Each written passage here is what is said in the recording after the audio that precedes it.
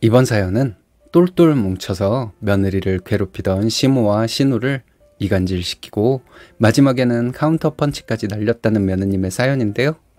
무슨 일이 있었던 걸까요? 함께 보시겠습니다. 사연 시작 전에 좋아요, 구독 부탁드리겠습니다. 채널에 큰 힘이 됩니다. 안녕하세요. 아이 둘 키우는 아줌마입니다. 결혼한 지는 6년 되었고 막내가 3살이에요. 친정엄마가 육아를 도와주고 있어서 별 걱정 없이 맞벌이하고 있습니다. 월 100만 원씩 친정엄마에게 드리고 있는데 너무 적게 드리는 것 같아서 항상 죄송하죠. 남편도 저희 엄마에게 늘 미안해합니다. 처음에는 그 돈도 저희 엄마가 안 받겠다고 해서 실갱이 많이 하고 억지로 드렸어요. 저희 엄마는 결혼할 때 해준 것도 별로 없는데 그 돈 받는 것이 미안하다는 입장입니다. 저와 남편은 시터 비용만큼 드리지 못해서 죄송하다는 입장이고요. 실상 결혼할 때 친정에서는 지원을 어느 정도 해주셨어요. 시댁에서는 2천만 원이 최선이라고 하셨고 저희 부모님은 5천만 원 지원해 주셨습니다. 시댁에서 지원해주는 돈이 적다고 제가 볼멘소리를 했더니 저희 엄마는 돈 가지고 따지는 거 아니라고 하셨어요. 시부모님은 남편이나 저에게 많이 못해줘서 미안하다는 말씀 같은 것은 전혀 없었습니다. 볼멘소리 했다가 저희 엄마한테 혼나고 나서 마음 접고 있었는데 시어머니는 요즘같이 경기도 안 좋은 때에 이 정도 해주는 부모가 몇이나 되겠냐? 하며 생색을 내셨어요. 남편이 처가에서는 5천을 해주시는데 그게 엄마가 할 소리냐 하며 따지더라고요. 이 말 듣고 시어머니는 남편에게 뭐라 하시지 않고 저를 노려보기만 하셨습니다. 시어머니는 마음속으로 며느리가 아들을 조종하고 있구나 이렇게 믿기로 결심을 하셨나 봐요. 결혼식 전까지는 평범한 시어머니였는데 결혼식하고 나서 본색을 드러내기 시작하셨습니다. 그만큼 저는 시댁에 쌓인 게 많은 며느리가 되었죠. 첫째를 낳고 육아휴직을 했고 남편과 진지하게 제가 퇴사하는 것에 대해 고민하게 되었습니다. 친정은 멀리 살고 있었기 때문에 도움을 받을 수가 없었고 시어머니는 가까이 살았지만 도움 줄 마음이 전혀 없는 분이었어요. 시어머니에게 아이 때문에 퇴사를 할지 고민 중이라고 했다가 난리가 났었죠. 요즘 엄마들 다들 일하면서 아이 둘 셋씩 잘만 키우는데 퇴사는 무슨 퇴사냐며 입에 개거품을 물고 난리를 치셨습니다. 신우도 옆에 있었는데 시어머니 편을 들어 저에게 퇴사하지 말라고 압박을 했죠. 근데 웃긴 게 뭔 줄 아세요? 신우는 결혼하고 직장 바로 그만두고 일을 해본 적이 없다는 거예요. 신우 남편이 돈을 잘 버는 것도 아니고 평범한 직장인입니다. 생활비가 모자라지는 않겠지만 미래를 대비해 저축하는 것은 꿈도 못 꿀 정도일 거예요. 그런 신우가 저에게 애 더 크면 돈 많이 들어간다. 미래를 대비해서 직장 그만두면 안 된다. 이런 말을 했어요. 시어머니는 본인은 아기 낳고 바로 일했다고 하시는데 그 일이라는 건 집안일을 말한 것이었습니다. 근데 이 말도 거짓말이란 걸 나중에 알게 되었죠. 고모님이 오셔서 한동안 시어머니 산후조리를 해주셨다는 것을 나중에 알게 되었습니다. 남편 친가 어른들이 다들 성품이 좋은 분들이거든요. 시아버지도 그렇고요. 시어머니는 여러 가지 이유를 말했지만 결국 아들 혼자 일하는 꼴은 못 보겠어서 제가 계속 직장에 다니길 바라는 것이었죠. 결국 친정부모님이 살던 집 전세 주고 저희 집 근처로 이사 와서 육아를 도와주셨습니다. 저희 때문에 이사를 온 것도 죄송한데 돈도 많이 못 들여서 더 죄송했죠. 항상 입으로만 자식들 위해 희생하고 살아온 시어머니는 육아에 대해 잔소리도 많이 하셨어요. 동네 아주머니들의 이야기를 듣고는 누구네 집 손주는 벌써 그런 똑똑함을 보인다더라 하는 말도 자주 하셨습니다.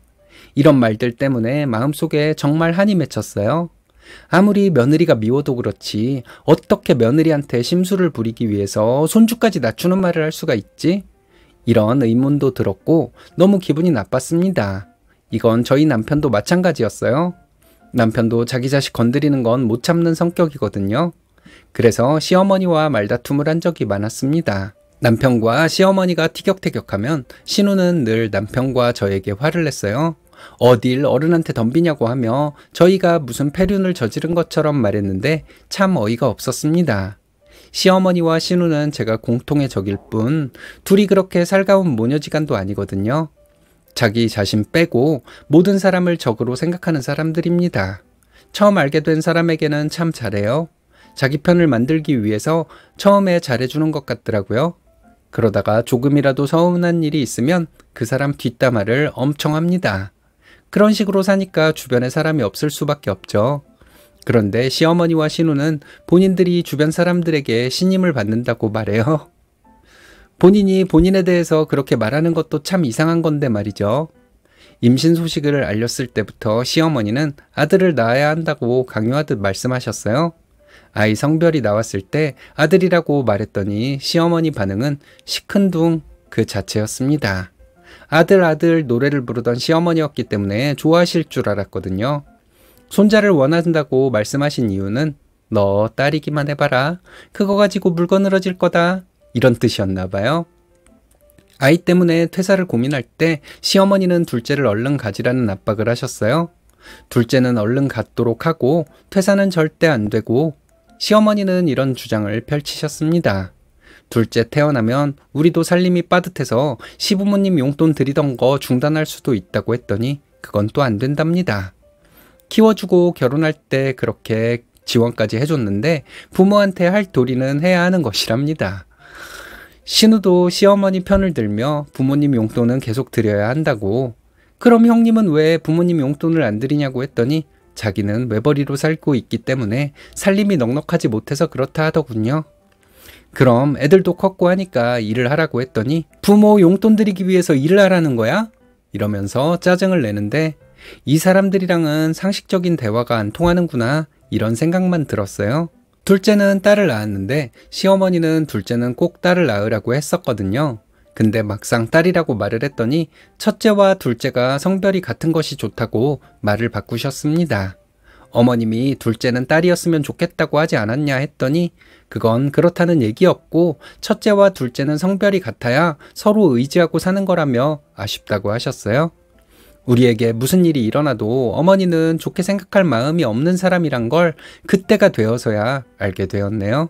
둘째를 낳고 시댁에 거의 못 가게 되고 평일에는 저희 엄마가 저희 집에 와 계시니 시댁 식구들은 주말에 가끔 아이들을 보러 오는 것이 전부였습니다.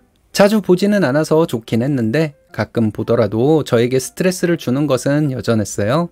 둘째 6개월 때 복직을 했는데 시어머니는 언제 복직하냐고 닥달을 하셨습니다. 아이들 보고 싶다고 해서 영상통화를 해드렸을 때도 복직은 언제 하냐고 물어보셨죠. 시어머니는 시아버지가 보고 있을 때는 세상 친절한 시어머니였어요. 저에게 스트레스를 주는 말도 안 하시고 좋은 말씀만 하셨죠. 시아버지가 좋은 분이긴 하지만 누가 잘못하는 것을 보면 그냥 넘어가는 성격이 아니거든요. 시어머니는 젊었을 때 시아버지에게 맞은 적이 있다고 불쌍한 척을 했지만 저는 솔직히 시어머니가 하나도 불쌍하지 않았습니다. 남편이 아내를 때린 것은 잘못이지만 어머님이 얼마나 진상을 떨었으면 아버님이 그랬겠어? 솔직히 이 생각이 먼저 들었어요. 결혼하고 몇 년 지나서 생각해보니 시어머니와 신우가 저에게 생각 없이 막말하고 이 말했다가 저 말했다가 하는 것은 의도가 담긴 것이라는 걸 깨달았습니다. 시어머니는 본인이 솔직한 성격이라서 이런 식으로 말을 하는 것이라고 했지만 솔직한 성격이라서 여과 없이 말하는 사람이라면 왜 시아버지가 있을 때는 말을 조심했을까요? 몇 년이 지나서야 이걸 깨달았으니 저도 참 멍청한가 봅니다. 결혼하고 신혼생활에 정신없었고 아이 낳고 직장 다니며 정신없이 살다 보니 이런 것까지 생각할 겨를이 없었다고 하기에는 제가 시어머니와 신우 때문에 너무 스트레스를 많이 받았으니까요. 둘째가 태어나고 얼마 후에 시어머니는 저에게 전화해서 신우 흉을 본다는 것을 깨달았어요. 누군가 다른 사람 뒷담화하는 것은 별 생각 없이 듣고 흘려버리는 것이 습관이 되어 이 중요한 것을 생각도 못하고 있었던 것 같습니다. 신우가 가끔씩 전화해서 애들 있다고 시부모를 서운하게 하면 안 된다고 했는데 제가 한 번은 시어머니가 신우 흉 본 것을 얘기해 주었어요.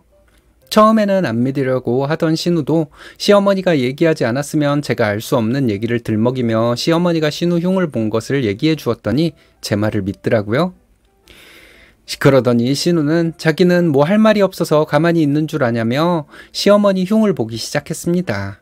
저는 녹음하면서 신우 말에 맞장구를 쳐주었어요. 신우와 통화하면서 신우에게서 듣지 않았으면 저는 절대 알 수 없는 얘기들을 메모해 두었습니다. 그리고 신우가 시어머니 흉본 얘기를 시어머니에게 슬쩍 흘리곤 했죠. 신우에게서 듣지 않았으면 알 수 없는 것들을 얘기했더니 시어머니도 제 말을 믿더라고요. 시어머니와 신우는 저에게 서로 엄청 흉을 봤어요. 저는 시어머니와 통화할 때는 시어머니 편을 들어주고 신우와 통화할 때는 신우 편을 들어주었습니다. 그랬더니 시시콜콜한 얘기까지 꺼내면서 서로 엄청 흉을 보더라고요.